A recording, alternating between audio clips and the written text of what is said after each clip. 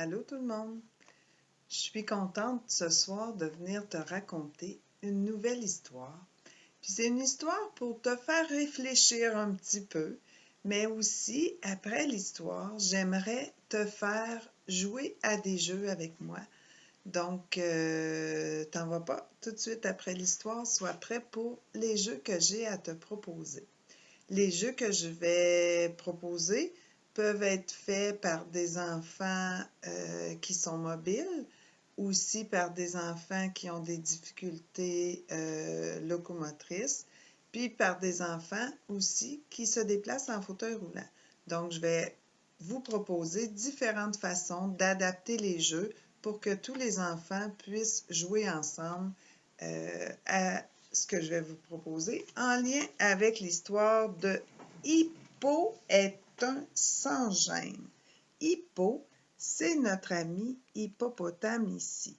Un sans-gêne, hein, on dit, ah ben lui, il est vraiment pas gêné. On va aller voir pourquoi il est pas gêné. Sans gêne, Hippo jette ses déchets dans la jungle. Nos amis se donnent beaucoup de mal pour tout nettoyer. Pendant ce temps-là, Hippo mange des bonbons, jette ses papiers de bonbons par terre, jette ses canettes de breuvage par terre, puis qui ramasse? Gigi la girafe, son ami le hérisson, même le serpent. Alors, ils sont pas trop contents, je pense. Et hop! Une canette de soda ou de liqueur sur la tête de Zébra. Hippo a lancé sa canette qui est tombée sur la tête de Zébra. Ouh là là, je pense qu'il ne sera pas content. Il est vraiment culotté, Hippo. On peut même le suivre à la trace. Hein? Si on regarde, Hippo s'en va par là, puis on voit le chemin qu'il fait avec tous les déchets qu'il laisse par terre. C'est pas trop une bonne idée, hein? Les amis de la jungle en ont assez. Maintenant, ça suffit, Hippo. Un peu de propreté, s'il te plaît. Ne pourrais-tu pas jeter tous les déchets à la poubelle? Regarde, l'eau du lac est toute sale. Hein, regarde dans le lac, il y a plein de déchets, des bouteilles, des pots de yogourt, des canettes, plein de choses, une boîte. Oh, je ne sais pas comment il fait pour se baigner là-dedans, mais c'est vraiment pas propre, hein? Tandis qu'Hippo se met timidement à tout nettoyer. Ça l'a gêné un peu que ses amis se fâchent. Gigi, qui voit Hippo tout triste et tout rouge, il est même rouge tellement il est gêné, elle décide de l'aider. Gigi, la girafe, elle a pitié de lui. Elle dit aux autres, « Allez, donnons-lui un petit coup de main. » Alors on voit que tout le monde ramasse des déchets. Oh, l'éléphant, il n'est pas sûr encore. Il a les bras croisés, mais je pense bien qu'il va aider lui aussi. Oui, regarde, il aide à tasser les déchets dans la poubelle. Grâce à Hippo et à ses amis, la jungle est maintenant toute propre. Et Hippo est tout content maintenant. L'eau est tellement propre qu'il peut même voir les poissons s'amuser dedans. Alors maintenant, les poissons ont du plaisir à jouer dans l'eau puisque tous les déchets ont été retirés. Alors, quand je te disais que j'allais te raconter une histoire qui te ferait réfléchir, hein? Quand on jette des choses par terre, c'est pas juste nous que, tu sais, nous, peut-être que ça nous dérange pas parce qu'on s'en va, mais les autres personnes qui arrivent autour ne trouvent pas ça trop beau. Hein? La nature est belle, il faut en prendre soin, il faut ramasser nos choses. Puis, tout le monde, on est capable d'aller jeter ses déchets. Même les amis qui sont en fauteuil roulant, si tu as des déchets à jeter, on peut les mettre sur ton plateau, Puis quand tu arrives proche de la poubelle, tu peux les pousser toi-même dans la poubelle. Alors, c'est une bonne idée que toi aussi, tu puisses participer. Puis, là, on a parlé des déchets, mais dans la maison, des fois, c'est pas des déchets, des fois, c'est des jouets, des choses comme ça. Donc, il faut ranger. Maintenant, je vais te proposer des jeux.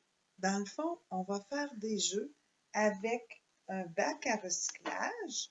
Alors, tu pourrais commencer par utiliser un bac à recyclage. Tu auras besoin des canettes vides aussi. Moi, j'en ai des grosseurs normales, mais j'en ai des plus petites canettes. Ça serait bien, par exemple, des petites canettes de jus de légumes. Ce serait super pour les amis qui ont des plus petites mains. Puis, tu aurais besoin aussi de vieux papier journal ou papier de Publisac ou des trucs comme ça. Alors, pour commencer, c'est ça que tu auras besoin. Pendant que moi, je vais placer mon matériel, je t'invite à faire pause sur la vidéo plutôt, et aller chercher ce dont tu auras besoin pour jouer à mes jeux. Alors, pour le premier jeu, tu auras besoin de ton papier journal et du bac à recyclage. Donc, on va faire, nous, comme si on faisait du ménage, mais en s'amusant. Donc, ici, j'ai mon papier journal, puis on va faire travailler un petit peu tes mains. Je suis obligée de me pencher là, pour que je puisse être vraiment dans l'écran. Alors, on va prendre une feuille de papier journal à la fois, puis on va écraser comme ça avec nos mains. On va faire des boules. Et quand on a fait une boule, là, peut-être que si toi, tu n'arrives pas à la serrer assez fort, quelqu'un pourra la finir puis la serrer plus fort. Puis là, tu peux te mettre un petit peu plus loin et essayer de lancer. Oh, j'ai raté mon coup. Essayer de lancer le papier journal dans le bac. Je ne sais pas si je vais le mettre plus par ici. Alors ensuite, je prends une autre feuille. Puis là, si tu es vraiment bon, tu peux mettre le papier journal plus loin ou plus près si tu as besoin. Hein, parce que c'est pas tout le monde qui peut lever haut son bras pour lancer. Alors, hop, dans le bac. Si tu n'arrives pas à lancer, par exemple, tu pourrais, avec l'aide d'un adulte, faire tes boules de papier et cette fois-là, demander à un adulte de pousser ton fauteuil roulant.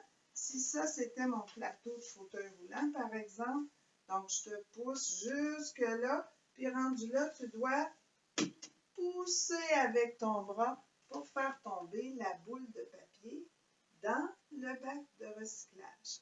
Alors ça, c'est mon premier jeu. Si on est plusieurs amis, on peut faire un concours. On prend le même nombre de papier journal, puis on va voir qui va plus rapidement avoir fabriqué toutes ces boules, puis aussi toutes les lancer dans le bac. Puis après, si on veut, on peut les reprendre, puis on peut faire le jeu de les relancer dans le bac. Donc, c'est comme un genre de ballon panier avec du papier journal. Donc, ça, c'était le premier jeu que je voulais te proposer. Maintenant, mon deuxième jeu. Je sais que, mais moi, je suis pas jeune, mais je suis trop jeune pour connaître ce jeu-là. Mais il y a longtemps, les enfants jouaient à un jeu qui s'appelle Kick la canne. Mais je ne sais pas comment on joue à ce jeu-là, mais c'est pas grave, je vais quand même m'en inspirer. Donc, nous aussi, on va kicker la canne. Idéalement, on ferait ça dehors, mais bon, il fait noir dehors, c'est le soir chez moi, alors je vais le faire dans la maison juste pour te montrer. Alors, j'ai des canettes comme ça que je vais apporter. Tu peux préparer les tiennes. Moi, j'en ai 4. Tu peux en avoir plus ou moins, c'est selon. Et je vais installer le matériel pendant que toi, tu prépares tes canettes. Puis, je te reviens pour te montrer comment jouer. Alors, comme tu peux voir, cette fois-ci, j'ai couché mon bac de recyclage et je mets la canette par terre. Et dans le fond, ce que je dois faire, c'est kicker la canne. Oh, la rouleuse, elle ne veut pas rentrer. Donc, je dois kicker la canne pour la faire rentrer dedans. C'est ce que je vais devoir pousser pour le faire. Pour les élèves qui sont, ou les personnes qui sont en fauteuil roulant, on pourrait te mettre un petit banc devant ton fauteuil roulant pour que tu puisses, un petit banc qui serait à la hauteur de tes appuis-pieds. Alors, comme ça, l'enfant qui a soit, tu sais, on peut aussi enlever, peut-être que si j'enlève l'appui-pied puis que je mets la canne debout, comme ça, tu vas être capable. Puis on met l'enfant plus proche que moins proche selon ses besoins. Donc, je peux le mettre comme ça. Je bouge un petit peu mon pied. C'est léger, une canette. Alors, c'est facile de pousser la canne puis essayer de l'envoyer dans le bac. Mais si la canette debout, le pied ne rejoint pas, on pourrait mettre la canette sur quelque chose pour la surélever. Puis, l'enfant, en enlevant les appuis-pieds, pourrait, en bougeant son pied un petit peu, envoyer la canne. Pour d'autres amis qui sont mobiles, qui se déplacent, bien, à ce moment-là, je vais en prendre juste une à la fois, hein? On peut... Ouh, il y en avait dedans celle-là. Donc, on peut se déplacer comme ça, un peu comme on fait avec un ballon de soccer, jusqu'à temps que la canette soit rendue dans le bac à recyclage. Alors, c'est comme kick la canne au lieu de kick le ballon de soccer. Donc, c'était mon deuxième jeu que j'avais à te proposer. Je te reviens dans 2 secondes avec un nouveau. Le prochain jeu, ça va être la course au rangement. Et puis là, il y a peut-être des amis qui auront besoin d'aide, qui auront besoin qu'on leur montre où ranger, qu'est-ce qu'ils vont devoir transporter comme déchets, mais peut-être qu'il y en a qui vont être capables de le trouver tout seul. Donc, dans le fond, j'ai 2 bacs à déchets. Dans ce cas-ci, c'est 2 bacs de recyclage. Mais si on était dehors, ça pourrait être un bac pour les poubelles puis un pour le recyclage. Mais bon, alors puis on peut faire une course si on est 2 personnes. On voit on fait 2 tas de choses à trier, puis on voit qui va réussir à faire le travail en premier. Donc, je vais y aller, puis on a juste 2 mains, alors on peut juste apporter 2 choses à la fois. Alors moi, pour commencer, j'ai un contenant puis une boule de papier. Donc, je m'en viens ici, mais ça pourrait... Donc, je vais faire le premier comme ça. Les contenants vont ici, le papier va là. Je reviens en chercher d'autres. Si je suis un ami en fauteuil roulant, bien peut-être que je peux mettre sur mon plateau les choses que je dois emporter. Puis là, quand je suis rendue ici, je vais pousser la canette avec les contenants. Oh, tu ne vois pas grand-chose quand je suis comme ça. Puis ensuite, je vais pousser le papier. Là, je vais faire tomber à côté. Le papier dans le bac. Je reviens et j'ai encore... Tiens, je vais ramasser en même temps un petit morceau de papier qui est sur mon bureau. Donc, j'ai une canette. Je la fais tomber ici. J'ai un morceau de papier. Puis mon morceau de papier, j'ai trop des grandes jambes, s'en vient ici. Ça me prendrait un caméraman. Hein?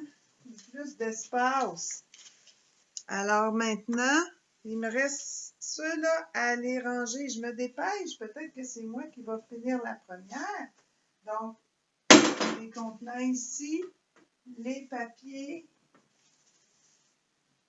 dans l'autre. Alors, en même temps qu'on fait un jeu, Là, moi, je me déplace pas loin parce que ma caméra me permet pas de me déplacer loin. Mais si vous le faites avec votre enfant ou avec des enfants de qui vous vous occupez, vous pouvez le faire à plus grande distance pour travailler les déplacements. Même les amis qui sont capables de se propulser avec leur fauteuil, on peut mettre les choses à trier sur leur plateau, puis ils peuvent se rouler jusqu'au bac pour aller ranger les choses. Donc, on fait du tri en même temps qu'on fait un jeu, puis qu'on apprend que c'est important de bien jeter au bon endroit les choses. Donc, j'aimerais te proposer, c'est-à-dire un autre petit jeu. Pour ce jeu-là, dans le fond, j'ai pas assez d'espace pour le faire, mais je vais te le dire. Pour les élèves qui sont, je dis toujours les élèves, hein, c'est ma déformation de professeur. Pour les enfants qui peuvent se déplacer, on pourrait faire un jeu de slalom. Je pourrais quand même te montrer, là, avec des canettes vides. Alors, ce qu'on pourrait faire, ça serait qu'on met des canettes comme ça. Tiens, j'ai un pot de fécule de maïs que je peux mettre aussi. Je peux en mettre un autre là. Puis au retour, j'en mets un autre ici. J'en mets un autre là. Bon, comme je vous dis, là, ils sont rapprochés à cause que j'ai pas tant d'espace que ça. Et qu'est-ce qu'il faut faire? Il faut marcher entre les canettes sans y toucher, sans les faire tomber. On pourrait aussi les mettre dans une ligne, comme ça. Et là, cette fois-ci, on marche avec les canettes entre les jambes.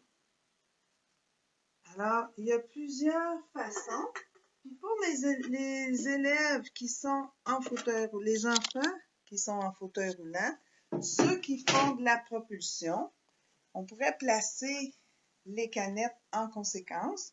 Puis, ils pourraient aussi faire du slalom entre les canettes. Alors, c'était mon autre activité là, de déplacement avec les canettes. Et il y en a une dernière que j'aimerais faire. Je vais t'expliquer ce dont tu auras besoin. Idéalement, on la ferait dehors parce que c'est avec de l'eau. Hein, on a vu Hippo, qu'est-ce qu'il faisait, Hippo? Hein? Il jetait même des déchets dans le lac. C'était pas une bonne idée. Alors, pour se rafraîchir, ça serait une belle activité que tu pourrais faire dehors. Ça prend un bac d'eau. Ça prend aussi des objets qui calent et des objets qui flottent. Peu importe c'est quoi les objets. Alors, je vais aller préparer mon matériel. Puis, toi aussi, tu pourrais préparer ça, dans le fond, un bac d'eau. Mais si tu as une piscine, ça pourrait même être dans ta piscine, mais un bac d'eau avec, comme je dis, des objets qui calent et des objets qui flottent. Je te reviens. Alors, me revoici, prête avec mon bac d'eau. Comme je dis, ça serait une activité vraiment intéressante à faire dehors. Puis c'est vraiment une activité sensorielle. Le but, c'est de s'amuser dans l'eau. C'est de voir aussi qu'il y a des objets, comme tu vois, les roches. Si je la mets dans l'eau, la roche, elle s'en va tout de suite au fond. Alors que mes petits bouts de bois, eux, ils flottent comme des petits bateaux. Mais je pense que si je les laissais vraiment longtemps, ils deviendraient tellement pleins d'eau puis ils tomberaient. J'ai aussi des blocs ici. Puis les blocs Lego, eux aussi, flottent. Puis regarde, j'ai même mis une éponge pour pouvoir jouer avec. Puis s'il fait chaud dehors, ben peut-être qu'on pourrait même s'amuser à la lancer à un ami. J'avais un couvercle, puis le couvercle, lui, il flotte. Puis mon pot d'eau, quand il n'y a pas d'eau dedans, il flotte. Mais si je le remplis d'eau, alors là, il reste dans le fond. Puis, j'aime bien l'idée de mettre un pot d'eau parce qu'on peut aussi s'amuser. Puis si j'en avais deux, je pourrais m'amuser Tiens, je vais prendre le couvercle. Je peux aussi m'amuser à le remplir. Mais si jamais tu faisais un jeu comme ça dans un lac, il ne faudrait surtout pas que tu laisses tout ça dans le lac à la fin. Il faudrait que tu ramasses et que, comme moi dans le cas ici, je peux le garder pour jouer, mon contenant, mais si je ne le garde pas pour jouer ou pour ranger quelque chose dedans, il faudrait que je le mette au recyclage. Donc, amuse-toi bien dans l'eau. Je te souhaite beaucoup de plaisir à faire ça. Puis, n'oublie pas, il faut bien jeter ces poubelles dans les déchets et les autres trucs recyclables dans le bac de recyclage. J'espère que tu as eu du plaisir. Puis, n'hésite pas à refaire ces jeux-là autant de fois que tu en as le goût. À la prochaine! Bye!